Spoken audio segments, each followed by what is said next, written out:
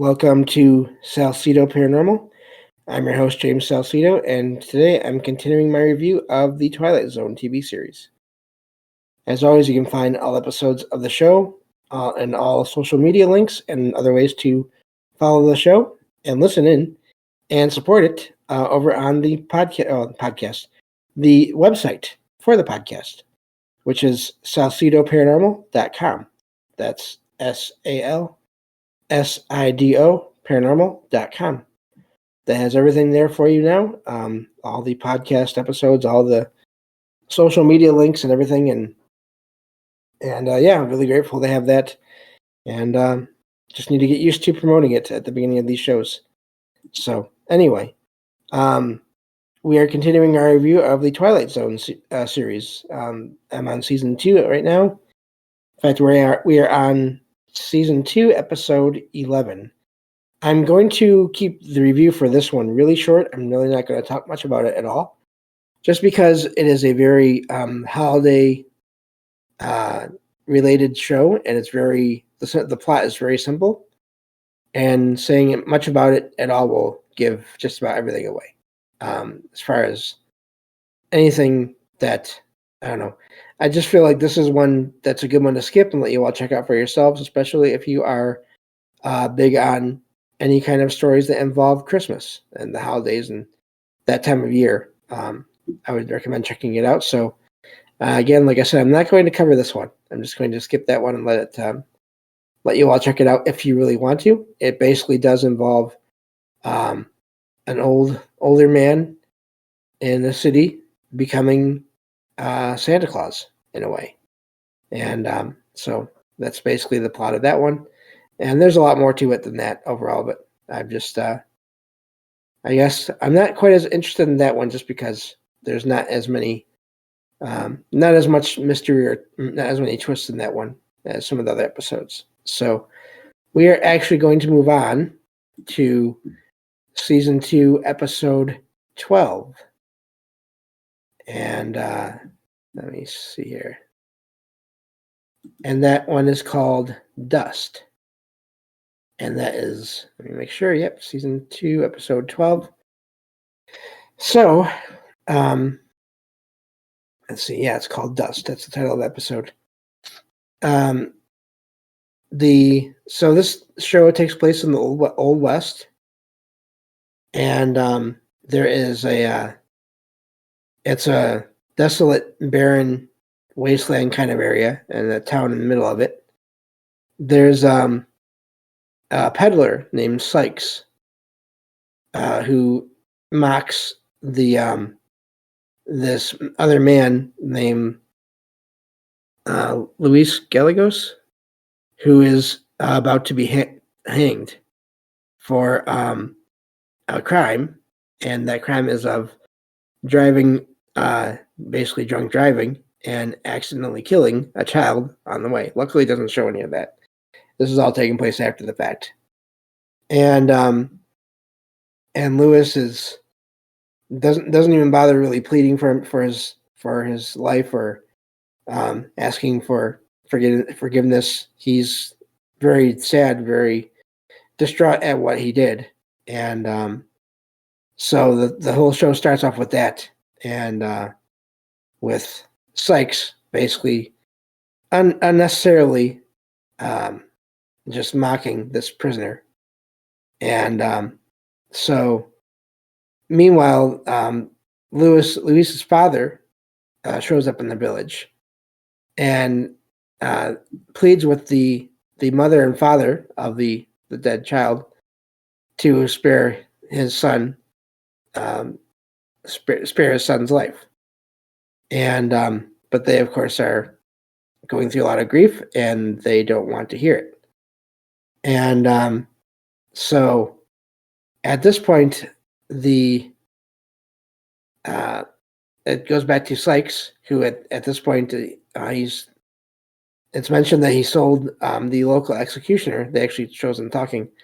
He sold the executioner some rope, some that is supposed to be very good rope, according to Sykes. And so that's to be used for the hanging. Meanwhile, he Sykes also is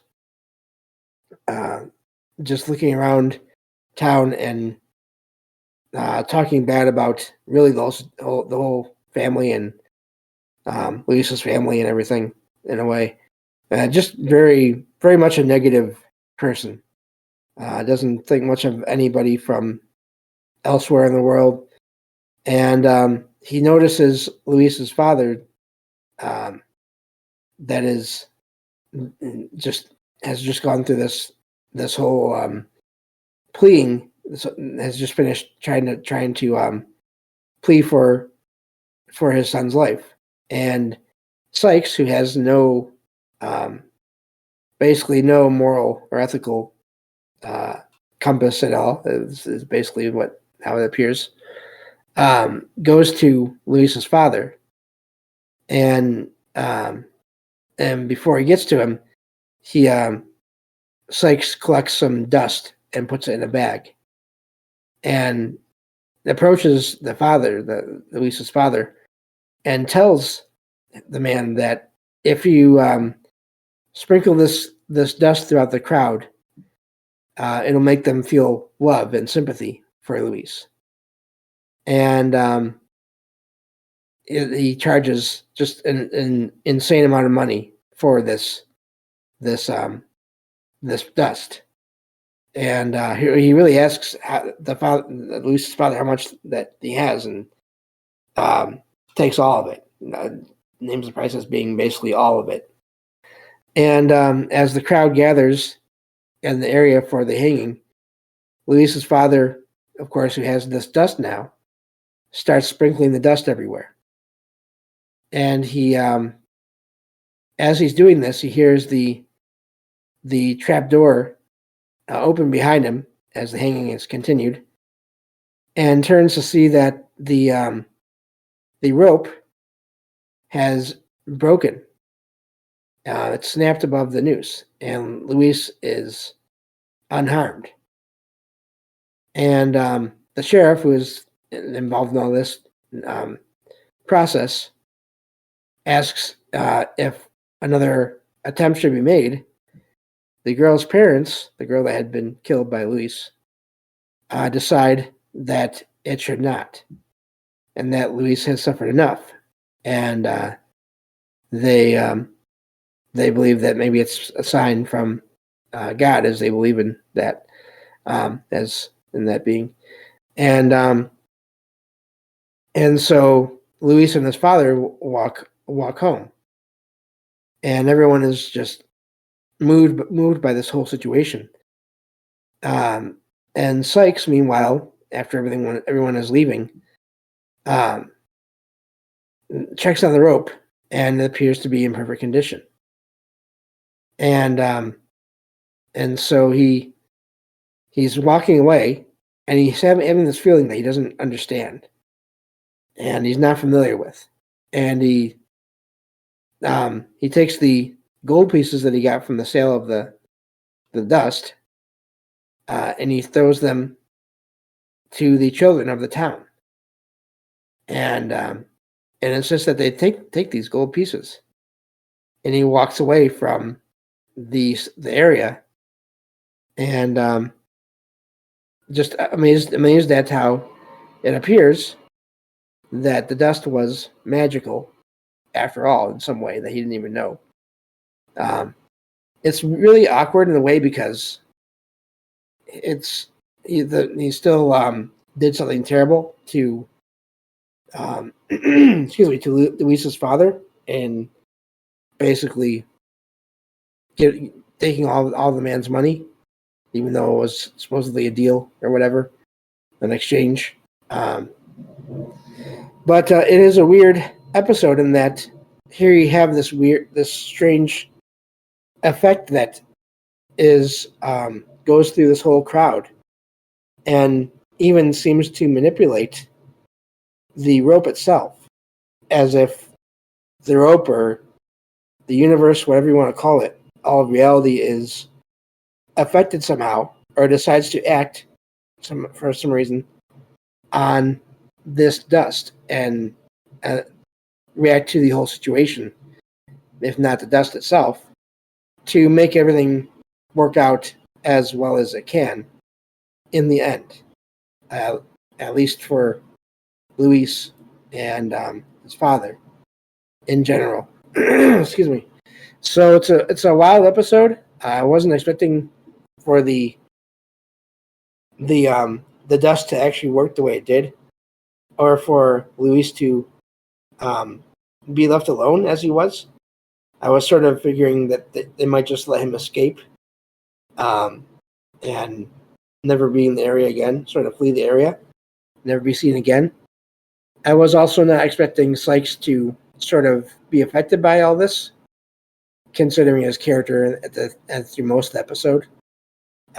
So there was some good twists in there, and in a way, I guess it does speak to the randomness of some things and the way they happen. And I don't mean random as far as, I mean, there was some kind of force or some energy that manipulated the events into the way they worked out, but it still didn't fix everything. Luis's father didn't get his money back, all this money that he had gathered from relatives and friends to support him getting his son back.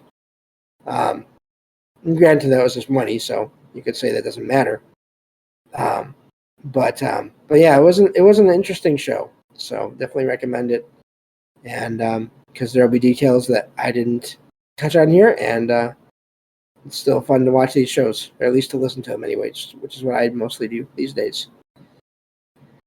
So moving on to the next episode here. That would be episode 13 of season 2 of The Twilight Zone. And the episode is called Back There. So this takes place in 1961 in April and focuses on a young engineer named Peter Corrigan.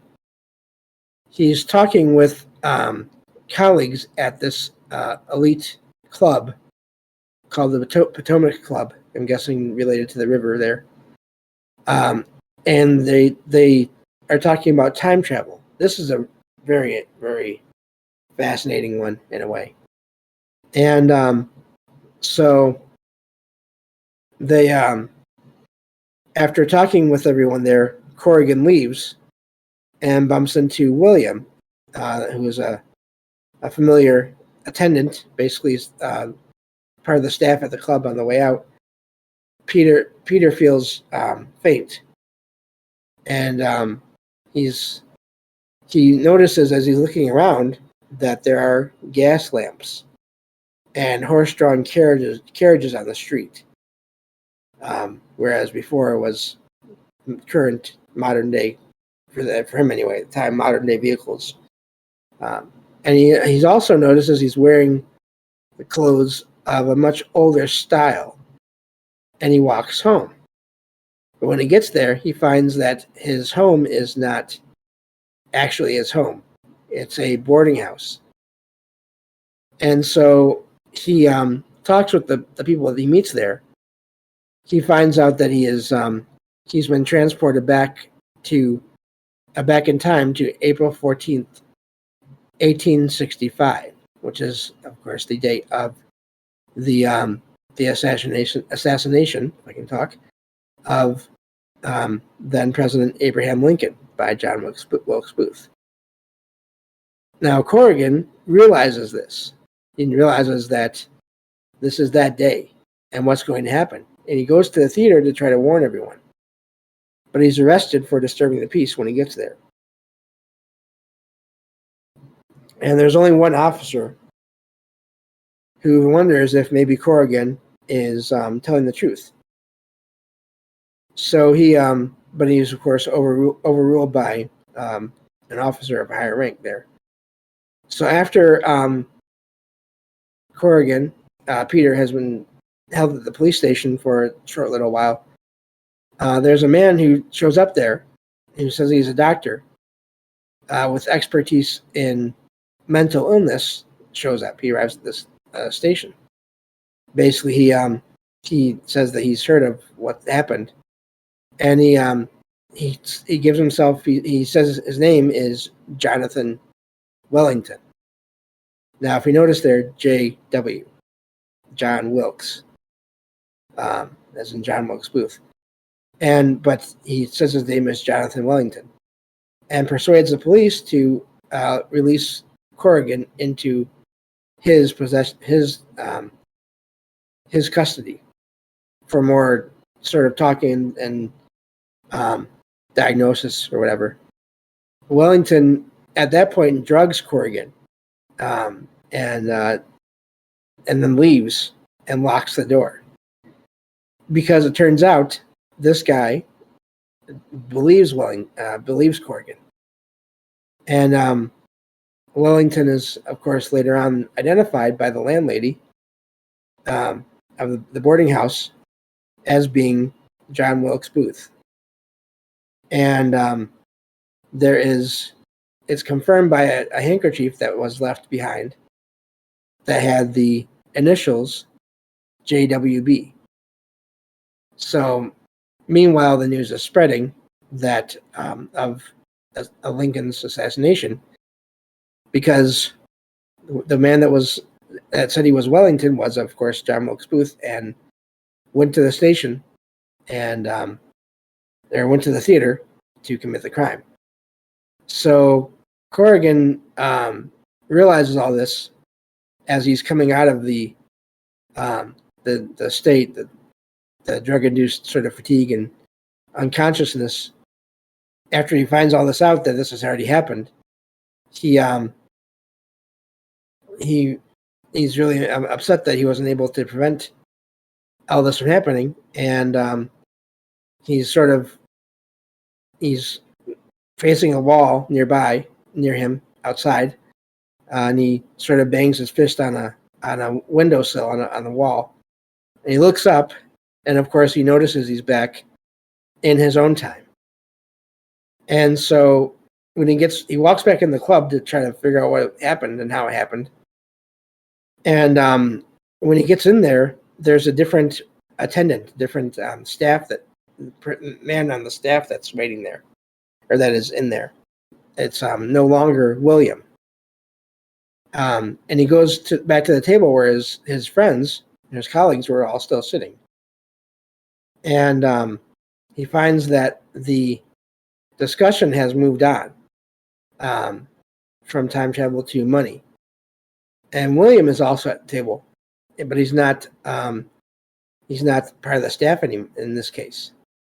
And he says that all his money was inherited from his great-grandfather, who was a policeman who made a name for himself by predicting the assassination of Lincoln, becoming chief of police, and then a councilman, and eventually becoming a millionaire through real estate. Corrigan is unable to believe this because this man that he knew from before was just staff, and now he's sitting there with all the other patrons of this club. In other words, he went from having probably very little money in one version of reality to having the same amount or similar amounts of money as the other people attending the club. And at the same time, it turns out that he still has the handkerchief that he had acquired from the boarding house. And it turns out he had changed the past, but not in the way that he had thought, and not the way that he meant to. So it really is a wild show, and definitely does cover a lot of possibilities there in terms of time travel, alternate parallel universes, which, of course, those of you that listen to these shows know I'm very much interested in now at this point, because of experiences I've had where all these things seem to happen. And of course, for me, it all happens in dreams, but I've heard of read of other accounts where people claim that they feel like they have somehow moved from one timeline to another. I've even shared at least one account of that I found online on a previous show, one of my true paranormal stories from the web shows. They're now I'm calling experiences instead. But yeah, so that whole idea to me is not. It seems to be possible given just all the experiences people seem to be having and have had, including myself, with the possibility of other universes, parallel alternate universes, and things happening one way in one place and happening another way in another place. So I do have a few minutes left here, so I guess I will just sort of go into that. And again, for anyone that hasn't heard, just to fill in the time here, and I've talked about this before, I still keep having these experiences every once in a while where I feel like it's not a dream. It feels more vivid, feels more real. And I find myself in places that are, most of the time it's familiar places that my family at one time or another did live in and own. But then in some cases, it's not those places. It seems like it's a place I don't recognize. But I'm still there with one or more people that I do recognize, but then others that I don't. And I wonder now too, with those experiences, how often do they happen to people and people don't even realize what happened? It's sort of, they figure it's just a dream. I don't know, but it makes me wonder about that in terms of, is that possible? One of the other things I wonder about too when it comes to all of this is, it's hard to explain here. So I had this experience once, a few years ago, where I was sitting here at home, excuse me, listening to a show at night. Of course, it was Trouble Minds Radio. And as I was listening to the show, I fell asleep. And I found myself back in the house that used to belong to my aunt and uncle and their kids, my cousins, where I've had many paranormal, unexplainable experiences. I had many of them back when I was a kid, and I seem to still have experiences there in terms of out-of-body experiences and possibly glimpsing other versions of the same place and property where parts of the house are bigger or have been expanded on. Anyway, I was back in this house that I recognized, that I knew very well. And we're running out of time here, so I won't go into everything, but it was like there was a party happening in the house, and people were coming and going out through the back door onto the deck and out into the yard, as if it was summertime, but it wasn't here. It was winter. It was this time of year, February.